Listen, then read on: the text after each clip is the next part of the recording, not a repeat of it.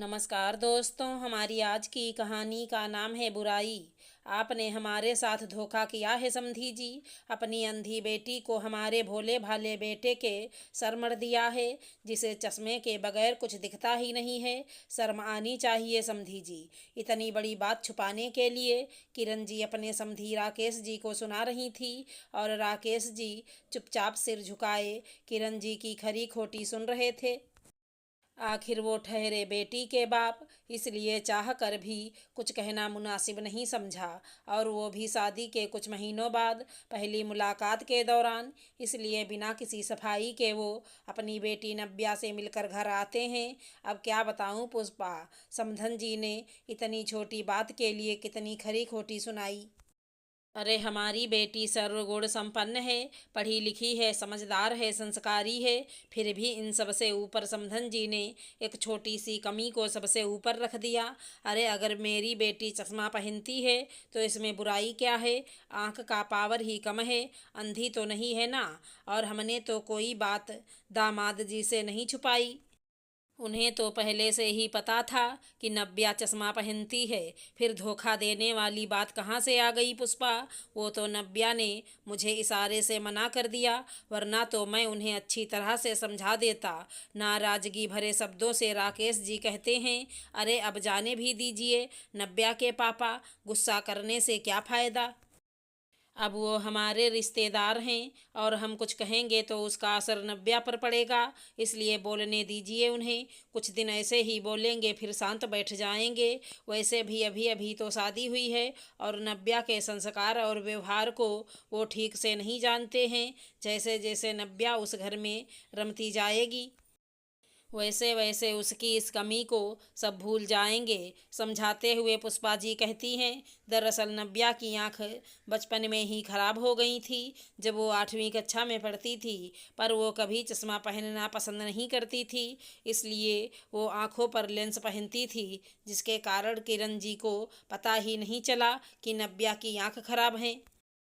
पर एक दिन सुबह सुबह किरण जी एक ज़रूरी कागजात दिए नव्या को पढ़ने के लिए, तो वो ठीक से पढ़ नहीं पाई और अपने कमरे से चश्मा निकाल कर लाई और आंखों पर लगा लिया। बस फिर क्या था, किरण जी का पारा सिर पर चढ़ गया और नव्या को कोसने लगी, तुम्हारे बाप ने हमारे साथ छल किया है।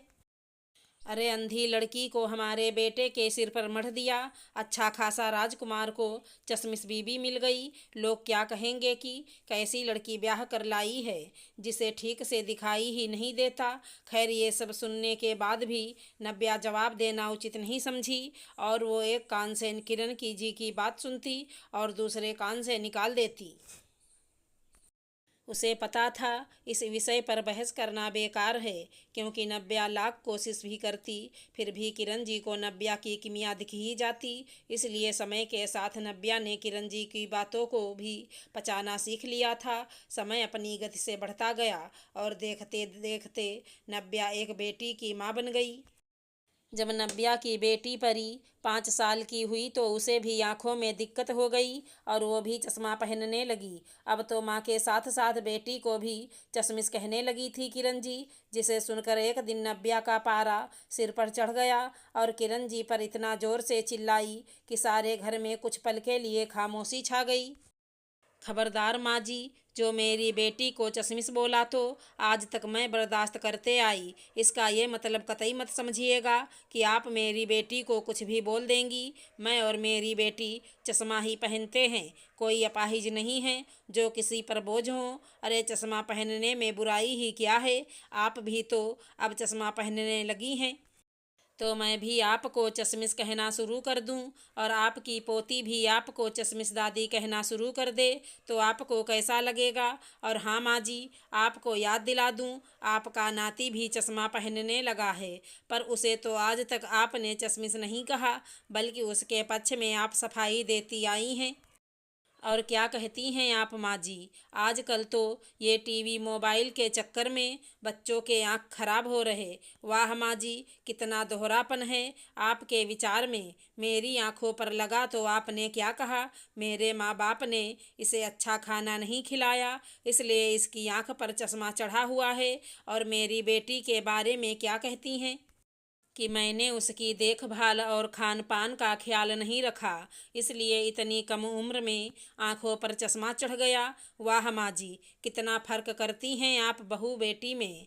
ये बात तो आज सत्य साबित हो ही गई। मुझे लगा था कि आप समय के साथ मेरे गुण व्यवहार को देखकर बदल जाएंगी और मेरी इस कमी को भूल जाएंगी, पर नहीं, आप तो मेरी बेटी यानी अपनी पोती को भी कोसने से नहीं चूकी। अरे जब घर में ही कोसने वाले रहेंगे तो बाहर वाले से कैसे उम्मीद रखेंगे कि वो हमारे लिए अच्छा बोलेंगे। ऐसा कहकर नव्या अपनी बेटी परी का हाथ पकड़कर कमरे में जाने लगती है कि तभी किरण जी पीछे से आवाज़ देती हैं, मुझे माफ़ कर दे बहू, मैं ही अंधी थी और मेरी ही आंखें धोखा खा रही थी, जो तेरे अंदर की अच्छाई और गुण को ना देखकर ऊपरी खूबसूरती को ढूंढने में लग गई। जिस बहू को आज तक मैं ताना देती रही और बदले में पलटकर एक भी जवाब नहीं दिया, उसके गुण व्यवहार को ना देखकर मैं उसके इस छोटे से दोष के खातिर हमेशा दुत्कारती रही। मुझे माफ़ कर दे नव्या बहू। बस माँ जी, आपको अपनी गलती का एहसास हो गया, यही बहुत है मेरे लिए। अगर हमारी कहानी पसंद आई हो तो चैनल को लाइक शेयर सब्सक्राइब करें। राधे राधे दोस्तों।